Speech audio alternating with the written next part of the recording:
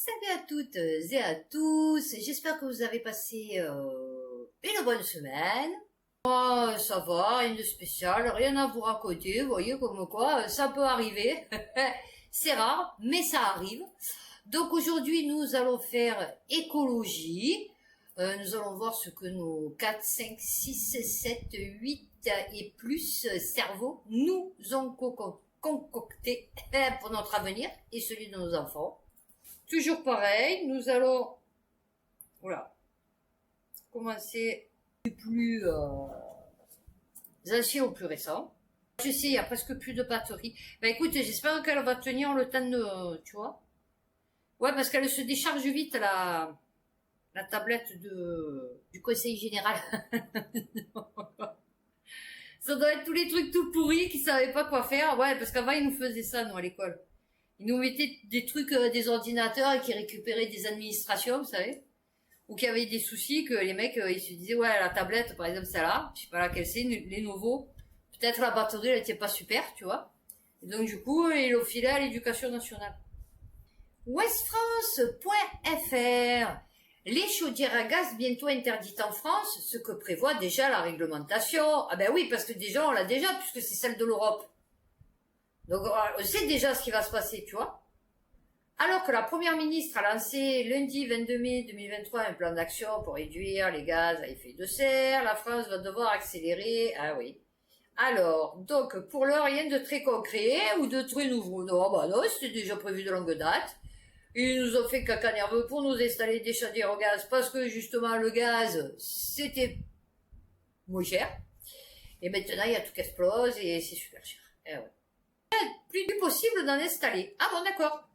Depuis janvier 2022, ah ouais, d'accord, compte tenu d'une réglementation qui plafonne les émissions à 4 kg de CO2 par mètre carré et par an, il n'est plus possible d'en installer lors de la construction d'une maison individuelle.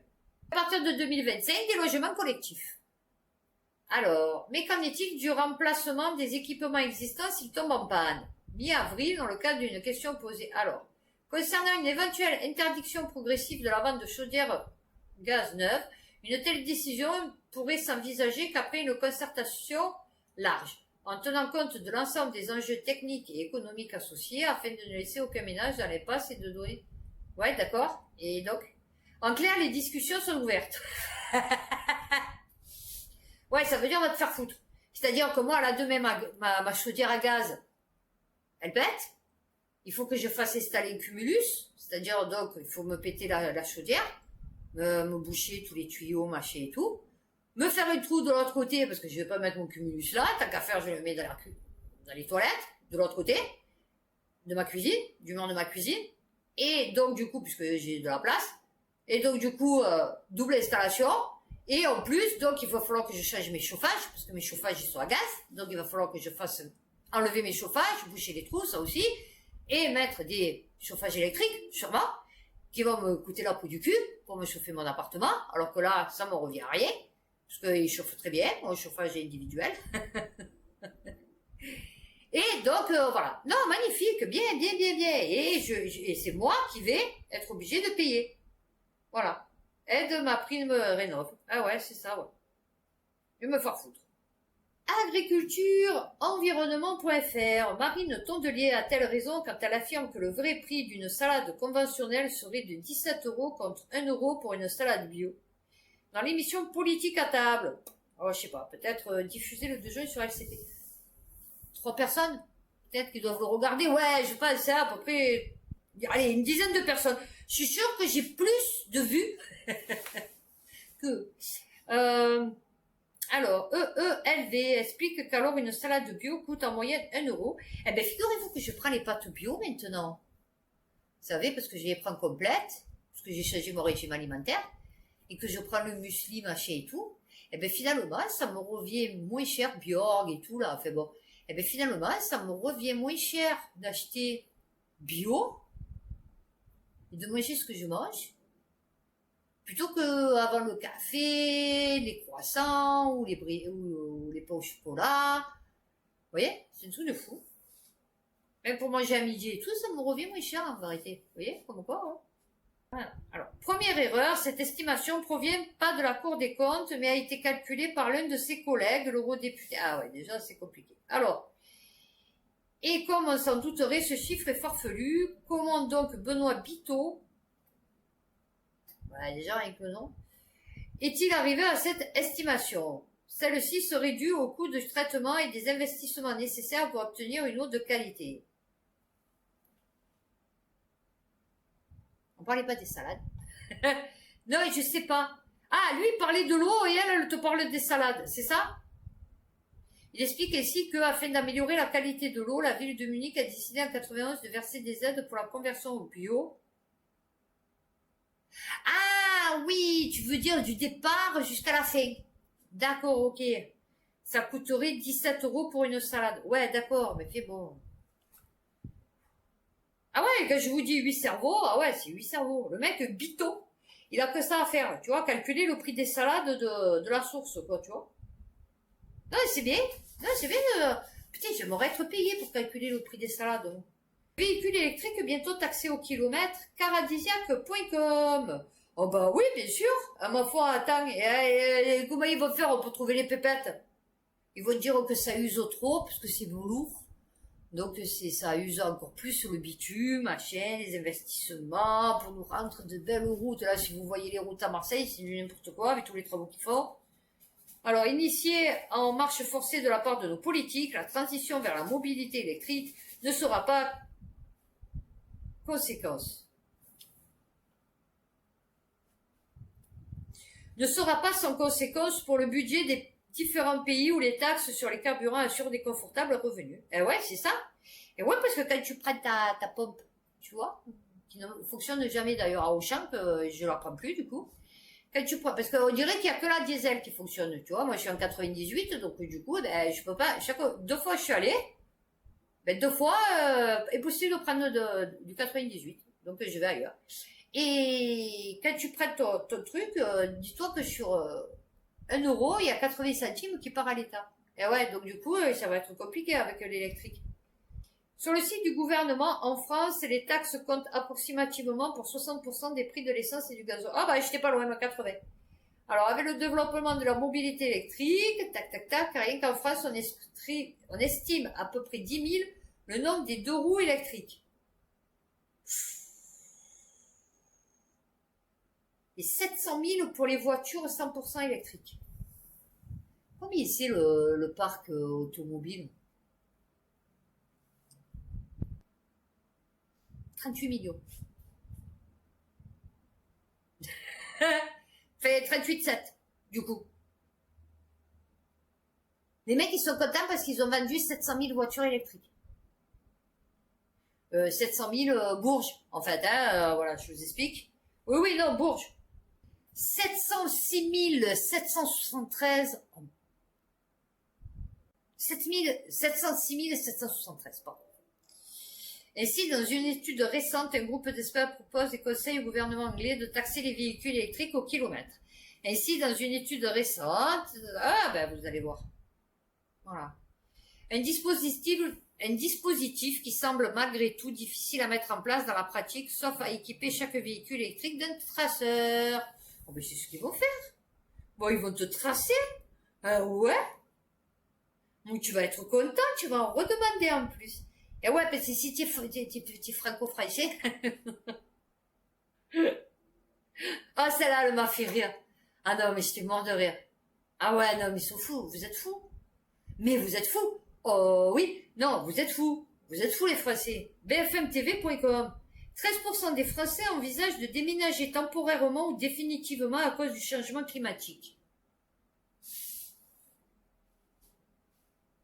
C'est-à-dire genre, tu es en Ardèche et tu vas déménager en Haute-Garonne à cause du changement climatique?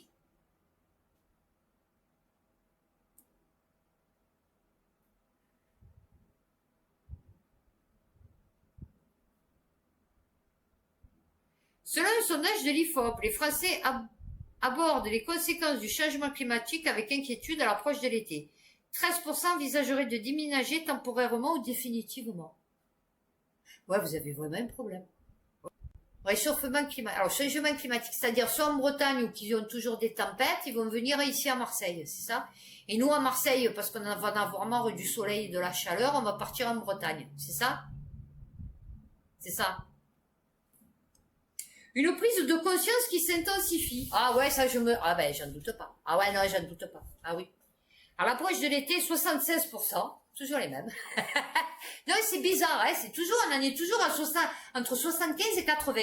Hein, vous avez remarqué la vaccination, là pour le Condé, là pour l'écologie, là, c'est bizarre, hein, il y a vraiment un noyau dur, on va dire un gros noyau de la société qui est vraiment complètement à l'ouest. Ah ouais.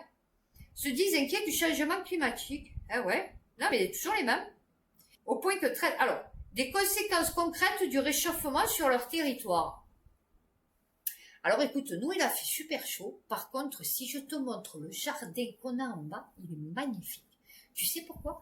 Parce qu'il a plu il n'y a pas longtemps. Eh ouais, il n'avait pas plu depuis longtemps. Donc au printemps, bon, il n'y a pas eu trop de printemps, donc elles n'ont pas eu le temps de pousser, tu vois, que la sève le monte et tout, tu vois. Enfin bon. Et donc du coup, ben là il a plu pendant presque 3 semaines, un mois là, de temps en temps.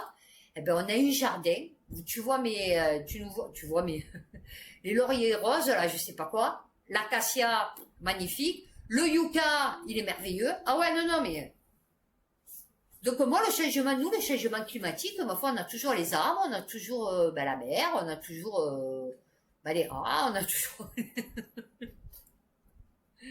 6 déclarent être incités à quitter définitivement leur lieu de domicile, tandis que 7% disent envisager de déménager temporairement le temps de l'été. Ouais, c'est ça, c'est les bourgeois.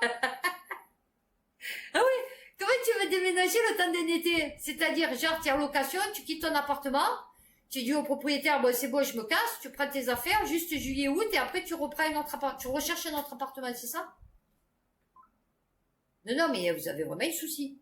On est certes que sur du déclaratif. Non, mais les mecs... Ouais, non, mais je t'explique. Ah ouais, ils sont bizarres, ces Français. Moi, je vous dis, vous avez un souci. Il faut consulter. Moi, je pense que... truc obligatoire. Tu vois, comme... je sais pas, qu'est-ce que c'est qu'obligatoire? La vaccination. Eh ben, il faudrait faire passer des tests, tu vois, aux Français, pour savoir à quel niveau ils en sont, tu vois. JVTech. Ouais, JVTech, jeuxvideo.com. Les gens changent leur voiture à essence tous les 12 ans, tandis que les voitures électriques sont renouvelées tous les 3 ans selon une étude. Ah bah c'est bien, ça fait marcher les industriels, hein, en Afrique. Les petits noirs, ou les chinois, hein, pour aller chercher les yogourts, pour aller chercher les matériaux rares, je sais pas quoi. Ah ouais, les Turcs, là. Ah oui. Une étude montre que les propriétaires de voitures thermiques ont tendance depuis quelques années à les garder plus longtemps. Eh ben, ma mère va me donner sa voiture 13 ans. Voilà. Et moi, la mienne, je l'avais gardée 25 ans. 1995, 2005. 2015. Et ouais. Ben, 2017 même. 2018. Ah oui. Elle marchait, hein. Mais il n'y avait plus de pièces de rechange pour passer au contrôle technique. J'avais des soucis de frein et ça n'existait plus les freins. Une Peugeot 106 XN. Ah ouais. Alors, et je m'étais fait arrêter parce que je n'avais pas changé les plaques d'immatriculation parce que le Condé m'avait dit que c'était obligatoire d'avoir les plaques européennes. Et moi j'avais dit ben non mais moi je vais pas changer puisque je suis toujours sa propriétaire. J'ai dit donc si demain je la vends, ben le nouveau propriétaire, mais moi je vais pas les changer. Il m'a dit oui mais c'est obligatoire, il me dit c'est gratuit. Et puis non, c'était pas gratuit parce qu'il fallait payer le timbre fiscal et il fallait payer les plaques de la voiture, de la nouvelle voiture, de la nouvelle plaque. Donc ben, j'ai gardé mes anciennes plaques. Et j'étais une des seules à avoir 13 encore. Non, mais... Les voitures que l'on garde plus longtemps. En effet, c'est-à-dire là, tu vois, par exemple, mon voisin, c'est un garagiste. Bon, il a un camion, il a tout dedans, hein, le truc pour lever les voitures et tout. Enfin bon, et c'est un garagiste nomade, tu vois. C'est un garagiste, t'as pas de garage. Et lui, il répare toutes les voitures du quartier, tu vois. Et ça, avec une voiture électrique, il pourra plus le faire. C'est ça. Alors que là, 3 ans. Ah ouais, c'est bien. Société de consommation. Eh oui. Oh, et puis en plus, vous savez quoi, je vais vous expliquer. Faites gaffe parce que du coup, ça flambe beaucoup plus vite. Les voitures électriques, si on y met le feu. Donc, surtout, faites-la assurer contre le feu, tu vois, parce que c'est que du plastique et des produits hautement inflammables, tu vois qu'il y a dedans. Dans la minute, les conseilleurs ne sont pas les payeurs, écologie, des activistes anticapitalistes comme Camille Etienne, payer des milliers d'euros pour des conférences, eh ouais, tu vois. Et surtout des conférences, je suppose, pas là où elle habite. Sûrement avion, voiture, peut-être train, hein, va savoir. Peut-être je suis mauvaise langue. Le prix des conférenciers en France s'échelonne entre 2000 et 30 000 euros pour une heure. Ah, je vais faire un conférencière. Ah ouais? Attends, moi j'ai beaucoup de choses à dire. Elle est vachement plus intelligente qu'elle. Ah oui? Le Dion a été sollicité par le Centre des jeunes dirigeants d'entreprise de Nice. Il aurait été payé quelques milliers d'euros pour la soirée. Oh ben oui. Sylvain Cacheteux, ayant participé à l'organisation, cette somme qui reste discrète ne lui a pas paru extravagante. Oh ben non. La militante écologiste Camille Etienne a elle aussi participé à un séminaire d'entreprise. Ah oui, cette animation aurait coûté plusieurs milliers d'euros, sans que l'espace ne révèle le chiffre exact. Et comme on sait que ce genre d'opération est quasiment la seule source de revenus des activistes pour financer leur action, on fait ça de bon cœur. Le Monde.fr, comment les entreprises polluantes ont transformé les quotas gratuits de CO2 en un marché de plusieurs milliards d'euros. Oh bah Dieu, ils vont gêner. Ah oui, toi tu es là, tu crèves la dalle. Ah oui, bah eux, tu vois, pas d'instant. Alors que l'Union européenne renforce ses objectifs de décarbonation pour 2030, les cimentiers et les sidérurgistes ont utilisé le système d'aide communautaire pour gonfler leurs profits. Bah oui, bien sûr. Comme les conseilleurs ne sont pas les payeurs, comme les pollueurs ne sont pas les payeurs. C'est une histoire de, je sais pas pourquoi je m'avance chaque fois, vous avez remarqué, qui se chiffre en milliards d'euros. 30 longues années qui ne resteront pas dans les annales de l'Union européenne. Ah ouais, c'est sûr. L'acier, le ciment, le pétrole, l'aluminium et d'autres auront reçu gratuitement des quotas d'émissions de CO2, sorte de droit à polluer, supposé être réduit dans le temps afin de les inciter à réduire leurs émissions. Ah ouais, les inciter, ouais. Or, le dispositif a rapidement été détourné de son objectif pour devenir un outil financier permettant à ses bénéficiaires d'augmenter leurs profits. Bah, bien sûr. Puisque ça a été créé pour eux, en fait, parce qu'ils vous disent que c'est créé pour vous, pour genre, ouais, non, mais tu vas voir, on va sanctionner, non, en vérité, c'est pour qu'ils se fassent les pépettes sur votre compte. Ah oui. Ah, voilà. Je le savais que je l'avais, cet hydrogène rose. Vous avez vu qu'il y avait le blanc, le vert, et je vous avais dit, il y a l'hydrogène rose. Et ben voilà.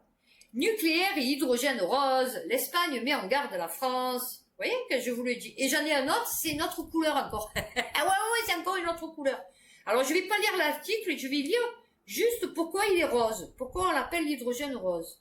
La cause de la question de l'hydrogène dit rose. Ce gaz est produit à partir de l'énergie nucléaire et la France souhaite le faire reconnaître comme l'équivalent à de l'hydrogène vert.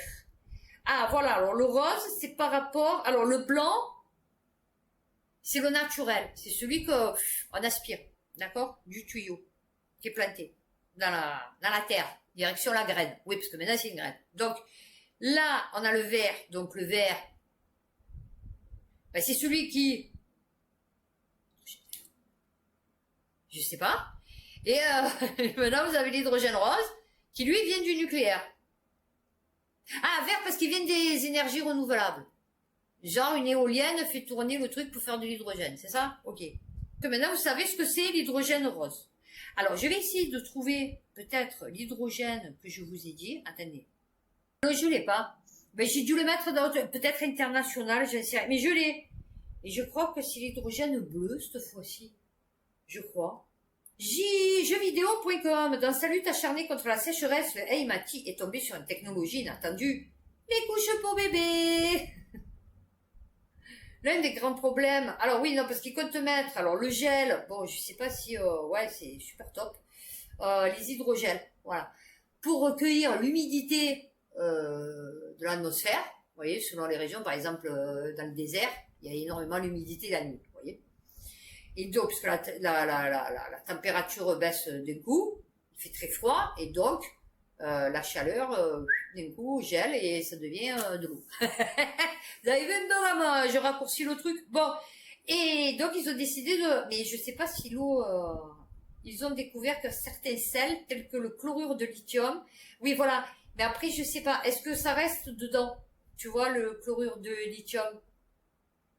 Oui, pas grave. Oui, alors déjà de sel, déjà ça me... Alors, pourquoi tu n'as pas essayé du sel, en fait? Tu vois? Cette méthode si simple a permis à l'hydrogel d'incorporer jusqu'à 24 grammes de sel, ce qui a considérablement amélioré ses performances. Ouais, mais c'est du sel de lithium, je sais, du chlorure de lithium. Non, c'est pas top, tu vois. Non, mais c'est bien. Non, c'est bien de vouloir nous sauver du manque d'eau, de la soif, par de l'empoisonnement, tu vois. Non, c'est bien. Île-de-France, de l'eau potable contaminée par le dioxane, un solvant potentiellement cancérigène. Non, c'est pas sûr. Ben, c'est-à-dire, ils ont testé sur des petits mammifères, ils sont tous morts. Ouais, de goût.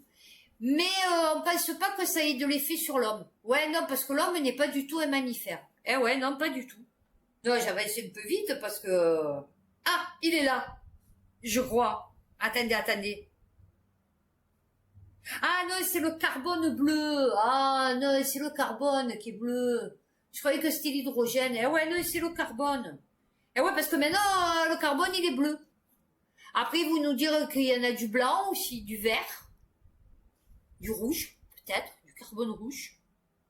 Des chercheurs du monde entier, bon, je sais pas qui c'est, sont réunis dans le Pas-de-Calais pour étudier le phénomène de captation de carbone dans les présalés des estuaires picards. Ben, bientôt qu'il n'y aura plus, parce que du coup, ils sont en train de tout niquer, hein, donc... Alors, le carbone bleu, qu'est-ce que c'est? Maintenant, vous saurez ce que c'est que le carbone bleu. Il faut savoir que les océans, qui représentent 70% de la surface du globe, captent un quart du dioxyde de carbone. D'accord, ok. Ainsi, certains écosystèmes... Bon, d'accord, ok. Alors, le bilan de ce piégeage particulièrement efficace est appelé carbone bleu. Oh, parce que planète bleue, c'est ça? Cole, qu'est-ce que l'hydrogène rose?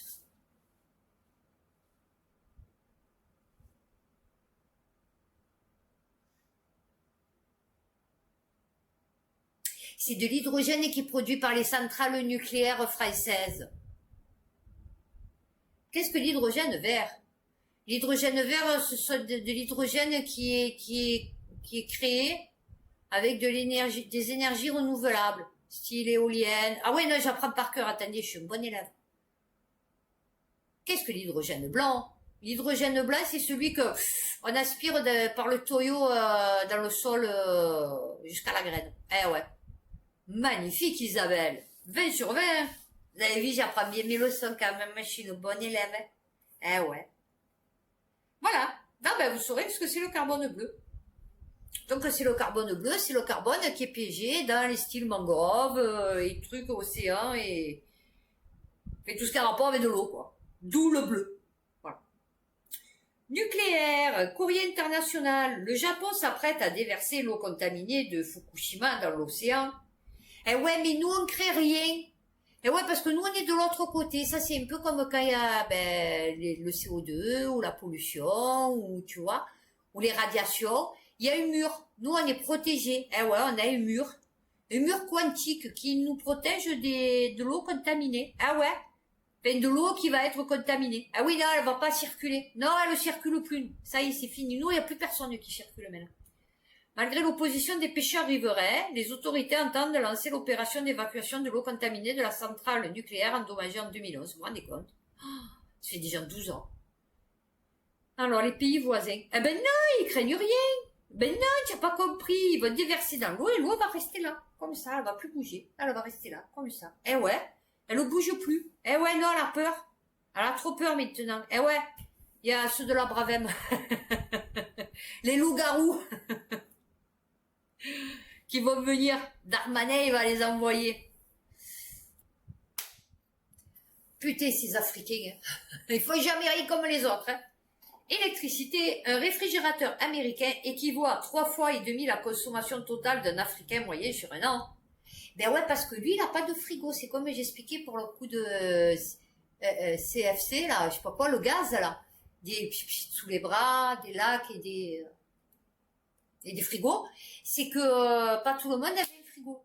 Pas tout le monde a du sous les bras, tu vois. Pas tout le monde se fait sur les cheveux non plus, tu vois. Il faudrait que arrête de dire, tu vois. Les trois quarts des entreprises africaines sont confrontées à des pénuries régulières d'électricité. Pourtant, avec ses réserves de gaz, son ensoleillement et la richesse de son sous-sol, ah bah oui, mais ils veulent pas. Ah ben non, ils veulent pas. T'imagines si, dans ces paysages, enfin certains, bon, imaginons un paysage un peu sec, vous voyez, où il n'y a pas trop de végétation, d'animaux et tout. Là, tu mets des panneaux photovoltaïques, tu vois. Wow. Tu mets des panneaux photovoltaïques. Je pense pas qu'il y ait beaucoup de grêle, de foudre. Enfin, sûrement, il doit y en avoir quand même un peu l'hiver. Mais enfin, je veux dire, bon, c'est pas comme nous ici. Et en même temps, ça fait une espèce de... Pas de réserve, tu vois, de coin où les gens, ils sont... Enfin, les animaux, ils sont libres de faire leur vie. Et bien, je suis sûre que ça serait magnifique, tu vois. Il faudrait des petits nids. La vie. Alors, faisons un détour par... Alors, la star du moment est le réfrigérateur américain. Généralement de fabrication coréenne, turque ou chinoise. Eh ouais, non, mais ouais. Il brille de tous ses chromes avec ses deux portes. Alors, moi, il n'est pas américain. Mais par contre, j'ai pris un Ariston. Zéro oxygène, je sais pas quoi. Enfin, ouais, un truc improbable. Soi-disant... Ah oui, il est grand. Ça, il est grand. Ça, il est grand parce que je peux même pas fermer la porte de ma cuisine. Donc, du coup, j'ai plus de porte à la cuisine. Mais il est tellement grand que dedans, on n'y met rien. Ah ouais, non, il y a rien qui rentre. Non, non, mais... Je suis dégoûtée. En plus, il couine. Je sais pas pourquoi, il fait que couiner. Mais il couine. Il te fait... Il est neuf, le truc. Ah, j'ai dit, dès que je peux, je le change. Ah ouais, non, il m'a gonflé, là. J'ai dit, mais alors, tu sais quoi, je le vends même pas. Je le donne, je le jette en bas dans la rue. Ah ouais. Et il est beau, il est tout gris et tout. Franchement, il est magnifique. Mais, je sais pas pourquoi, il est immense, il contient rien. Ça fait beau. Moi, j'ai dit les grands, ouais, sûrement. Alors, déjà, j'arrive pas au dernier étage. Vous voyez, déjà. Faut que je prenne un escabeau pour arriver au dernier étage, tellement il est grand. Et j'y mets rien dedans. Non, mais, dans les campagnes, la disparition des haies s'accélère en dépit de leur intérêt écologique majeur. Et ouais, ce que je vous expliquais la dernière fois. Je vous disais avant, chaque parcelle de terrain, petite parcelle, du coup, de terrain qui était, agricole, enfin, planté, quoi. Et il y avait des haies, vous savez, de cyprès, nous, on avait beaucoup de haies de cyprès, vous voyez. Maintenant, non, maintenant, c'est des grands champs à perte de vue. Donc, ces petites haies de cyprès, déjà, vous coupez le vent, machin et tout, déjà, c'était pas mal. Pour arrêter le déplacement de la terre, tu vois, l'été, quand il faisait sec, tu coupais, enfin, bon, je sais rien. Donc, déjà. Et ensuite, parce que ça gardait un peu d'humidité. Donc, il y avait une espèce de petite végétation qui se mettait, et des fois, des animaux. Parce qu'après, il y avait des champs, et donc, bon, ils pouvaient passer de haie à haie, tu vois, sans se faire repérer dans le champ rasé, quoi, tu vois. Agrandissement, mécanisation, retournement des prairies. Et ouais, mais tu sais, moi, je suis très observatrice. Donc, je sais que tout ça, j'ai pas eu besoin de faire d'études. Ah, et ben, on va finir sur ça. Sur Macron et ses paradoxes. Eh oui, parce que paradoxe, c'était... Ben, on pourrait l'appeler paradoxal. Tu vois, ça serait son surnom de super-héros. Macron, Emmanuel Macron, alias paradoxal. Ouais, ça lui irait bien. Une lanterne contre paradoxal. Les aventures et paradoxal. Ah ouais, non, c'est... Soutenu par l'État, le secteur aérien vise la neutralité carbone pour 2050.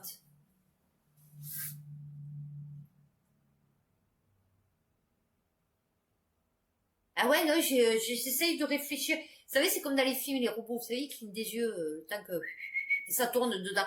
Eh ben moi, ça n'a pas marché. Ça n'a pas marché. L'équation semble insoluble. Vaut-il mieux améliorer l'existant ou chercher une révolution technologique? Mais c'est-à-dire peut-être, mais pas chez nous. C'est pas nous qu'on la trouvera, la révolution technologique. Non, je t'explique, hein. L'avion vert, bel oxymore. Eh ouais. Genre Zipli, Zeppelin, c'est ça. C'est pas mal. Et puis tu peux aller très haut. Alors je sais, mais pour garer c'est un peu chiant. Ouais, parce que c'est un peu gros quand même, tu vois. Alors l'équation semble insoluble, mais Emmanuel Macron y croit. Ah ben oui, bien sûr.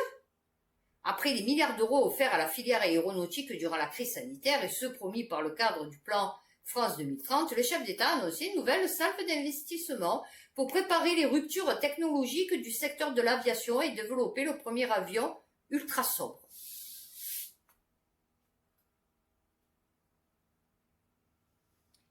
Les experts, eux, sont plus sceptiques. Mais tu n'as pas compris, là, l'omniprésence, l'omniscience, l'omnipotence. Tu n'as pas compris que s'il branchait direct Dieu. Tu vois, il est... Ah ouais, le Toyo, lui aussi, tu vois. Non, non, lui, il a le câble. Ah oui. Ouais, c'est bien, ben voilà, encore... voilà. Un défi d'ingénierie. Ah ouais, non. Ouais, ouais. Ah, ça peut être qu'un défi, parce que là, du coup, pour faire un avion vert, je sais pas, j'ai pas compris.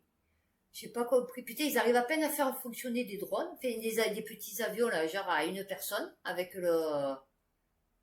des panneaux, des batteries. Ah, non, je sais. Eh ouais, branché avec un câble, ben, une prise électrique. Eh ouais. Un avion, avec la prise électrique, ouais, il faudrait beaucoup de câbles, hein, quand même.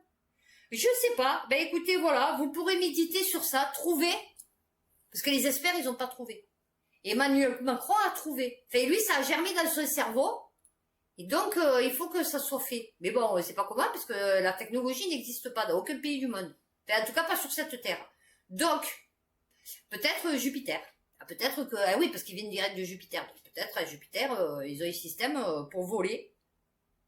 Sans, peut-être peut-être un extraterrestre qui s'est posé, qui s'est crash, Roswell, qui a laissé sa technologie.